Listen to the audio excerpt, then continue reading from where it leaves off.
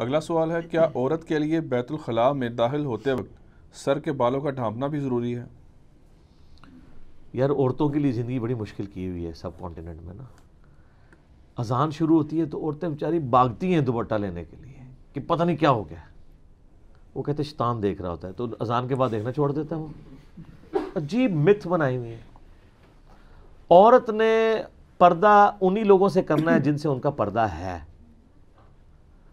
اس طرح کی کسی ایکٹیویٹی میں کوئی پردہ نہیں ہے سوائے ایک ابو داؤد میں حدیث ہے کہ جب عورت بالغہ ہو جائے تو ایسی عورت کی اللہ تعالیٰ نماز قبول نہیں کرتا جو ننگے سر نماز پڑھے. یعنی چھوٹی بچی جو ہے وہ تو ننگے سر نماز پڑھ لے تو قبول ہو جائے گی. بالغ عورت ننگے سر نماز نہیں پڑھ سکتی، یعنی بال اس کے ڈھانپے ہوئے ہونے چاہیے حجاب میں. اس حدیث کو لوگوں نے مس یوز بھی کیا، ہوا ہے کہ جو بالغہ عورت ننگے سر پھرتی ہے وہ نماز پڑھے بھی تو قبول نہیں ہوتی، وہ دوئے پاسے ٹور پہ. حالانکہ اس کا تعلق سطر کے ساتھ تھا. تو اس پہ ہم نے کلیریفیکیشن دی. وہ کلپ مارا میرا لاکھ سے بھی اوپر چلا گیا، 1.5 بلین ہو چکا ہے وہ. تو میں نے کلیریفائی کیا تھا. یہ بھی اسی طرح کی مت ہے. وہ کہتے ہیں واش روم میں جائے تو سر ڈھانپ کے جائے. اچھا جی چلی گئی، اب اس نے اگر غسل کرنا ہے تو کیا کرے؟ سر ڈھانپ کے کرے؟ ادھر اس کو کون دیکھ رہا ہے؟ اس سے ضروری ہے کہ وہ اندر جانے سے پہلے دعا پڑھے، چاہے مرد ہے یا عورت. صحیح بخاری میں حدیث ہے، دعا پڑھیں گے اللہم انی اعوذ بک من الخبث والخبائث. اے اللہ میں شریر جنوں اور جننیوں سے تیری پناہ میں آتا ہوں. اور باہر نکل کے دعا پڑھے غفرانک، اے اللہ تو میری مغفرت فرما. ٹھیک ہے. ظاہر ایک تکلیف سے آپ گزرے ہیں نا. یہ واش روم کی تکلیف آپ کو یہ یاد دلاتی ہے کہ اگر آپ کا پیشاب بند ہو جائے یا آپ پیشاب نہ نکال سکیں تو کس تکلیف سے گزر رہے ہیں. تو یہ ایک چھوٹی سی دنیا کی تکلیف ہے، آخرت کی عذاب تو بہت بڑا ہے. تو اس لیے غفرانک ہم کہتے ہیں، اللہم اجرنی من النار، آمین. تو یہ باتیں بالکل غلط ہے. اسی طریقے سے مشہور ہے کہ اذان شروع ہو جائے تو آپ واش روم نہیں جا سکتے. جناب اذان سننا یا کسی ایک اذان کو سننا اور اس کا جواب دینا سنت ہے، باقی اذانوں کا تو ویسے ہی ضروری نہیں. اور پیشاب کرنا تو فرض ہے کیونکہ جان بچانا فرض ہے. اذان شروع ہے، آدھی ہے، ہوئی ہے، نہیں ہوئی ہے، سب سے پہلی پرائرٹی آپ کی پیشاب ہے. حتیٰ کہ صحیح مسلم میں حدیث ہے کہ اگر کسی کو سخت پیشاب آیا ہو تو اس کی نماز ہی نہیں ہوتی. تو وہ نماز اس کی ہوگی نہیں، وہ جماعت بھی چھوڑ دے گا، پہلے اس سے فارغ ہوگا. بلکہ صحیح مسلم میں یاد ہے حدیث ہے کہ عبداللہ بن عمر بیٹھے تھے تو اقامت شروع ہوگی، ان کے سامنے کھانا لا کے رکھا تھا. تو انہوں نے کہا نبی علیہ السلام تو ہمیں حکم دیا جب کھانا سامنے آ جائے تو پہلے کھانا کھانا ہے، نماز بعد میں پڑھنی ہے. لیکن یہ نہیں ہے کہ آپ کو پتہ ہے کہ جی جماعت 7:30 ہے تو آگے 7:05 تک کھانا تھی سامنے رکھ لو. یہ بھی نہیں ہونا چاہیے تھا. یہ حادثاتی طور پہ ہے. ورنہ اپنی لائف کو آپ نے باقی معاملات میں تو پلان کیا ہوتا ہے نا. یہاں پہ بھی آپ نے پلان کرنا ہے کہ جی آپ جو ہے وہ اپنے ٹائمنگ کو ایسا سیٹ کریں کہ آپ کی جماعت ضائع نہ ہو. اللہ کو پروٹوکول دیں، اپنے معاملات کو نمازوں کے اعتبار سے جو ہے وہ سیٹل کریں. تو وہ عورت جو ہے وہ بغیر دوپٹے کے بھی جا سکتی ہے، بغیر دوپٹے کے وضو بھی کر سکتی ہے، بغیر دوپٹے کے قرآن بھی پڑھ سکتی ہے، بغیر دوپٹے کے اذکار بھی کر سکتی ہے. دوپٹے کا تعلق سوائے نماز کے کسی اور چیز کے ساتھ نہیں ہے، الا یہ کہ پردے والا معاملہ ہو، کہ وہاں پہ کوئی یعنی ایسا نہ ہو جہاں سے آپ نے پردہ کرنا ہو. تو ان سے آپ نے پردہ، جو جنات آپ کو نظر ہی نہیں آ رہے ان سے آپ پردہ کریں نہ کریں برابر ہے. کیا کریں گے؟ ان سے پردہ وہی ہے جو آپ دعا مانگ لیتے ہیں، اللہم انی اعوذ بک من الخبث والخبائث. پرانے زمانے میں اصل میں یہ ہوتا تھا کہ عورتیں ابھی بھی گاؤں ایریا میں باہر یعنی کھیتوں میں جا کے باہر جگہوں پہ ان کے ٹوائلٹس بنے ہوتے تھے. یعنی پیشاب کرنے کے لیے تو گھر میں ارینجمنٹ ہوتا تھا، لیکن جو ہے وہ پخانے کے لیے ٹوائلٹ جانا پڑتا تھا باہر. ظاہر اس کی اسمیل ہوتی ہے نا. پیشاب کا کیا ہے، وہ تو آپ نے پانی بہایا تو نکل گیا. اٹیچ بات اس زمانے میں بھی غسل خانے گھر میں ہوتے تھے نا. وہ غسل خانے ہوتے تھے صرف پیشاب تک کے لیے یا غسل کرنے کے لیے. لیکن اگر کسی نے بڑا پیشاب کرنا ہے تو پھر باہر جانا پڑتا تھا کیونکہ اسمیل ہوتی تھی، پھر وہ مٹی میں وہ سارا کچھ کرتے تھے. تو اس وقت پھر عورتیں ظاہر پردے میں گھر سے نکلتی تھی، تو ایسا تو نہیں کر سکتی تھی. آج کل تو اتنی آسانی ہے، اٹیچ باتھ روم ہے اور ان ایشوز سے، ان تکلیف سے گزرنا نہیں پڑتا لوگوں کو. پہلے ان تکلیفوں سے گزرنا پڑتا تھا. آج کل تو غسل کرنا بھی آسان ہے. واش روم والا معاملہ، پہلے تو واش روم جانا ہے ایک تکلیف دہ عمر ہوتا تھا. آپ امیجن کریں نا، اٹیچ بات آپ سے لے لیا جائے. اس چیز کا احساس ہمیں ہوا ہے جناب پشاور جا کے. پشاور اگر 10 مسجد ہیں نا تو کسی ایک میں بھی آپ کو بڑی مشکل سے ٹوائلٹ ملے گا. وہاں بندہ گھومتا ہی رہتا ہے، پتہ نہیں اس کا کیا کلچر ہے. لوگ مطلب ان کے ساتھ کیا معاملہ ہے کہ وہ اس طرح کا کوئی معاملہ نہیں, اور جو ٹائلٹ بھرے بھی ہیں وہ بھی اوپن ہی ہے, یعنی کوئی پردے والا نہیں ہے, بس آپ ایک کونے میں جس طرح یہاں پہ لوگ ہوتے ہیں. تو عجیب معاملات ہیں وہاں پہ, بڑی تکلیف ہوتی ہے اس حوالے سے. کے پی کے اندر میں نے دیکھا ہے, باقی پنجاب میں تو آپ چھوٹے سے چھوٹے گاؤں میں چلے جائیں تو بہترین جناب واش روم ٹائلٹس بنے ہوئے ہیں, اور ہونے بھی چاہیے, گھروں کے بھی اور مسجد کے بھی.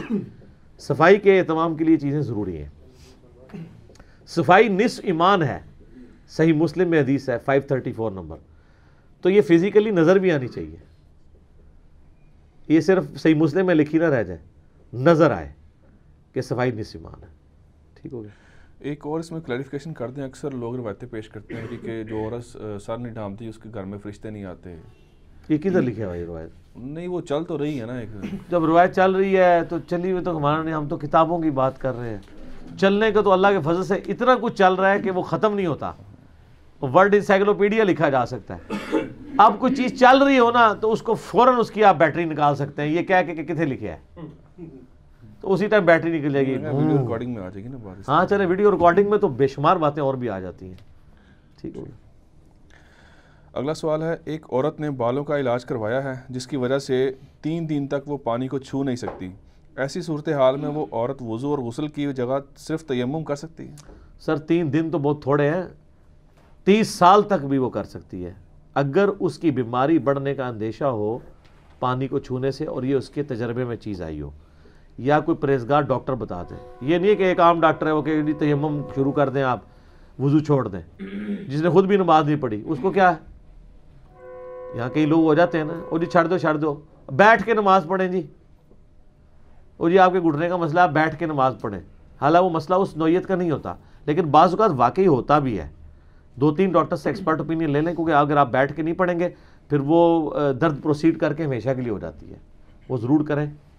لا یکلف اللہ نفسا الا وسعها, اللہ تعالیٰ کسی جان پہ ظلم نہیں کرتا, اللہ تعالیٰ کسی جان کے اوپر بوجھ نہیں ڈالتا, اتنا ہی سوائے اتنا ہی جتنا وہ برداشت کر سکتا ہے. تو یہ اس کے تحت آپ جب چاہیں جس وقت چاہیں شریعت کی پابندی کو اویل کر سکتے ہیں.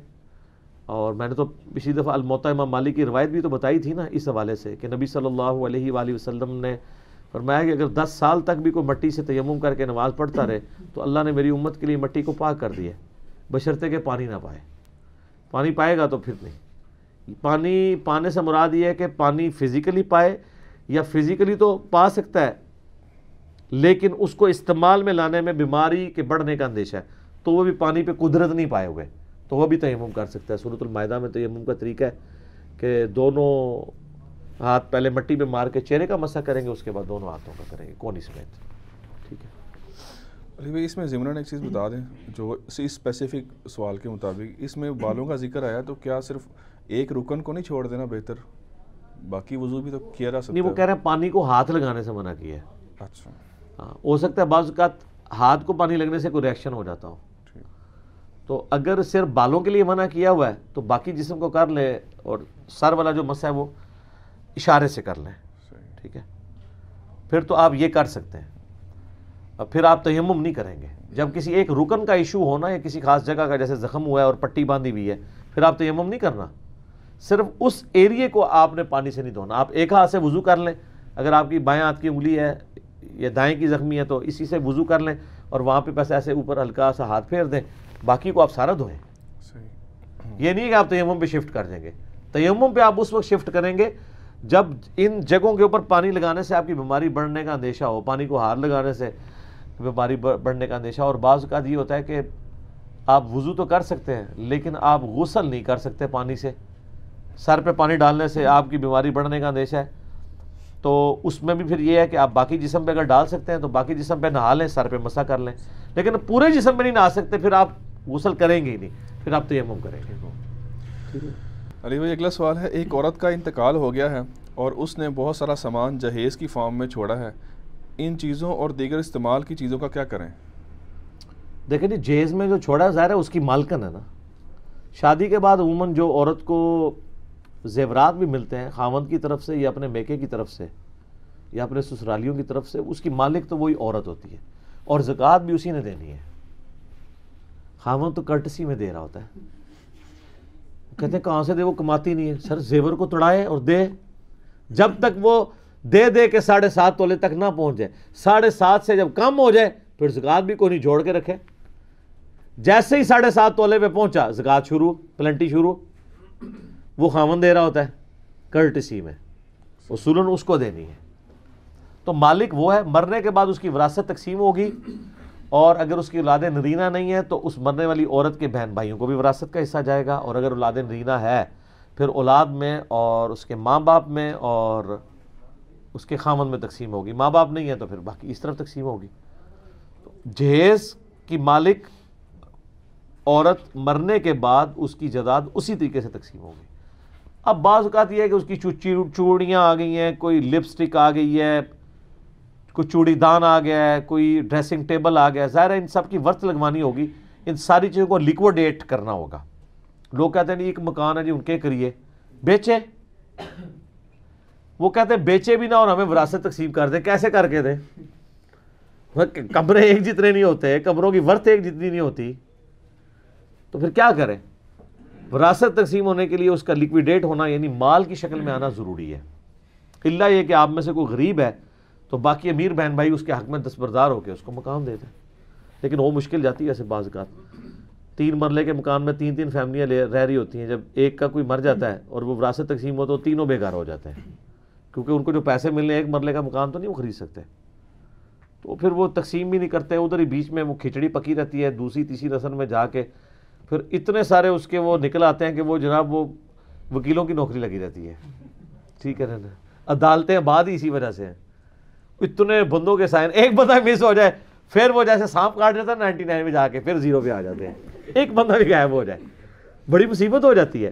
پھر وہ مختار نامے اکٹھے کرتے ہیں, پھر کوئی بعض لوگ دوسرے شہروں میں ہوتے ہیں, بعض دوسرے ملکوں میں چلے گئے ہوتے ہیں. بہت عذاب بنتا ہے.